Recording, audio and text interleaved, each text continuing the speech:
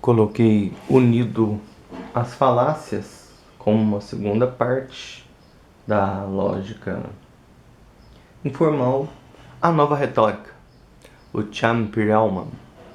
Ele abordou os elementos da lógica formal e informal e instaurou a lógica da argumentação, chamada nova retórica.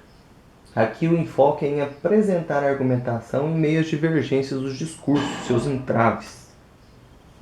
Este autor se preocupa em conseguir adesão frente ao diálogo. O argumentar precisa conhecer o universo dos interlocutores, as características de para quem se fala. Perceba que até então, na ideia da lógica, se preocupava com o discurso em si, a emissão. Agora a gente se importa também com a recepção. Numa analogia de um jogo, é preciso lembrar que não são só proposições e estruturas lógicas que estão em voga, mas os modos de captar o argumento e os diferentes juízos de análise do que é dito. Os interlocutores, além de tudo acima tratado, precisam demonstrar a valia e a captação de sua opinião, convencer e gerar aceitação. Não é algo simples e evidente em si, essa ideia de conhecer aquele que vai ouvir, o interlocutor. Aquele que discursa deve, além de se bem argumentar, saber que no discurso divergente precisa obter o acordo de opiniões e, para isso, exibir apreço pela adesão dos interlocutores, não impor suas ideias, não estruturar o discurso e os resultados por meio do engano, fundamentar-se com raciocínio, argumentos e com doçura. Assim destacam-se dois discursos persuasivos. A educação, ela se pauta em reafirmar o que já é aceito, expondo como premissa desejada, repetir aquilo que já é modus comum. E a propaganda, que é modificar opiniões, gerar novos enfoques, novas necessidades. A gente entra agora na razão comunicativa do Habermas, muito ligada à ética e para além dela. A gente recorda que ele é da segunda geração da Escola de Frankfurt e que ele fala uma ética discursiva e comunicativa. Leva em conta a alteridade, o outro como um universo do qual eu também quero fazer parte. Comunicar é chegar ao universo do outro. Todos são dignos do discurso e do respeito. Ele descreve duas esferas da sociedade onde se aplica e onde está o interlocutor. O mundo do sistema, que é uma vida estratégica do homem, alicerçada nas relações de fins e meios, as necessidades do conversar. E o mundo da vida, interação entre comunicantes, sujeitos e o que acontece, a ação comunicativa. É aí no mundo da vida que agora eu vou muito além de um simples sujeito que fala e de um simples sujeito que ouve, mas agora de sujeitos, de pessoas de bem, de necessidade, dignas de respeito e de igual valor. Ninguém sabe mais ou menos que ninguém, apenas coisas diferentes. Nos membros da primeira geração da Escola de Frankfurt, eles tratavam da razão instrumental, que ela foi usada na lógica capital apenas com interesses, que não o saber em si, mas para propagar costumes, impor sistemas.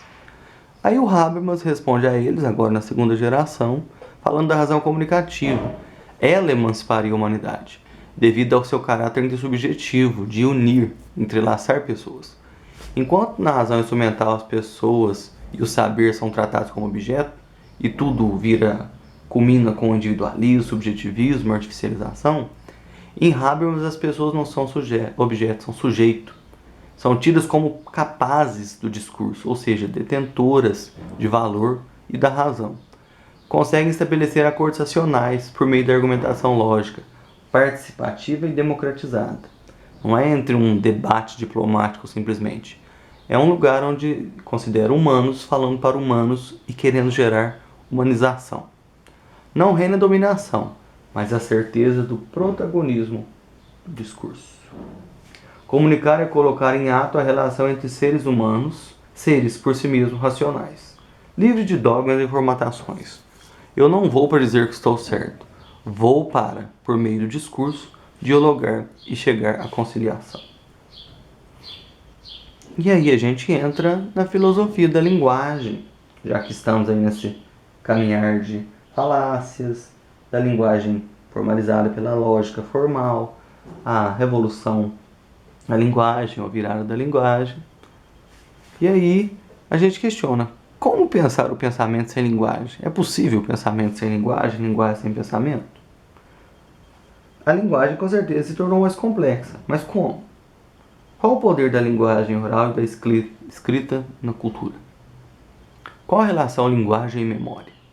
Tudo que vivenciamos é passível de ser expresso pela linguagem? O Wittgenstein, frase emblemática: os limites da minha linguagem são os limites do meu mundo. Como nasce a linguagem? Claro, assim como nasce a filosofia, muitas explicações mitológicas. Rousseau, que valoriza muito o espectro do homem em estado de natureza, aquele homem que por natureza é bom, que tem uma inclinação à gentileza, observa que, intensamente dependentes da natureza, os homens não necessitavam de uma linguagem mais complexa. Parava aí uma comunicação simplória. Conforme as necessidades se ampliam, e aí ele faz uma analogia com a noite, que a linguagem nasce da noite, onde não é possível se contentar apenas com um som seguido de apontar para um objeto. Ao invés de dizer árvore, eu apontava para o objeto. Agora não, eu precisava que só a linguagem expressasse em si. Então a comunicação gestual se tornava ineficaz nesse momento. Era então necessário uma linguagem mais rebuscada para expressar o pensamento, e isso se tornava cada vez mais urgente. E aí é virado na linguagem. Nós falamos nas aulas de lógica formal, na lógica matemática do Frege, da conceitografia, que aplica uma linguagem simbólica e formal à ciência, tentando torná-la o mais unívoca possível. Isso foi uma grande novidade no estudo da linguagem. E aí, no século XX, vem outra novidade, que é agora associar as ciências humanas aos estudos da linguagem. Aí o Lanchon e o Rogers ressaltam o caráter prático da linguagem na nossa vida. A fala é um meio de ação. Além de comunicar, ela é performativa. É a partir do discurso que nós somos inseridos nos processos de cultura e de coesão. A linguagem é um poder simbólico formidável. Ela garante, inclusive, pela fala de um reitor, que agora eu sou graduado. Uma fala solidifica e condensa por meio de símbolos uma realidade. Nas religiões também isso acontece muito. Quando o sacerdote batiza a criança, pela fala dele, a criança passa a assumir uma outra realidade. A mesma coisa na faculdade, a mesma coisa em graduações em si, a mesma coisa no casamento. A fala assinala uma inserção, uma entrada em outro universo. Temos o atomismo lógico do Russell e do Moore. Eles vão na lógica do dividir para compreender, muito mais do que em Descartes, a divisão dos fatos entre simples e complexos. Seriam simples quando fossem manifestos em proposições atômicas, simplórias, resumidas, sintéticas. João é homem. E complexos quando expressam em proposições moleculares. João é homem e artista. Expandiu o raciocínio. Nutridos dessas considerações, Russell almeja edificar um sistema que consiga lapidar, burilar, tornar a linguagem precisa, não cabendo mais noções vagas e imprecisas. Russell e Whitted escrevem princípios matemáticos, dialogando matemática com lógica e filosofia. Para Russell, se a linguagem é composta de símbolos, palavras que só se referem a fatos, a verdade ou a falsidade nelas está à medida que corresponde ou não o símbolo, a linguagem, ao fato. Cada indivíduo se apropria de um modo diferente do símbolo e do fato. Devia-se investir nessa capacitação, na apuração do processo do ser humano de captar o objeto. Ele considerou uma linguagem perfeita e seria aquela em que haveria apenas uma palavra para designar cada objeto simples. Percebe que ele quer restringir, burilar a ponto da palavra expressar um único significado. Ressalta-se que essa linguagem perfeita que o autor queria, quando comparada com a linguagem comum, é reducionista, né? Ela diminui, ela é pequena. Afinal, a riqueza da linguagem ampla é a riqueza do pensamento humano. De quantas mais forem as formas de se expressar, melhor é para o ser humano. Nunca restringir, sempre ampliar. Claro que respeitando as suas especificidades. E aí, o Wittgenstein com os jogos da linguagem. Lembre-se que ele tem duas fases. Às vezes as pessoas marcam ele só por uma ou só por outra e deixam de entender o processo como um todo. Na primeira etapa dele, ele era alinhado com o atomismo lógico. Para ele, a realidade empírica era representável e cognoscível, portanto, passível de ter mais unicidade. Uma vez que a ontologia se ocupava com os equívocos da linguagem, ele alega que cabe compreender que muitos problemas filosóficos são, na verdade, enganos lógicos. Traduzindo, muitos contextos, muitos conceitos, muitos valores, axiomas que eram tão problemáticos no estudo da filosofia, na verdade não era o problema, não era a explicação do conceito, mas a própria terminologia, a própria linguagem usada para lidar com o conceito. E aí ele reduz o papel da filosofia dizendo que ela devia cuidar dos usos e limites da linguagem. Isso é abordado na obra dele que chama Tratados Lógico-Filosóficos.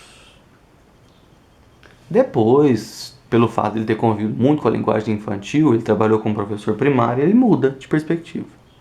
Ele renuncia a algumas teses na obra póstuma Investigações Filosóficas. Ele fala, dentro da filosofia analítica, dos jogos da linguagem. Os seres humanos lidam e estabelecem vários jogos, ou seja, usos linguísticos.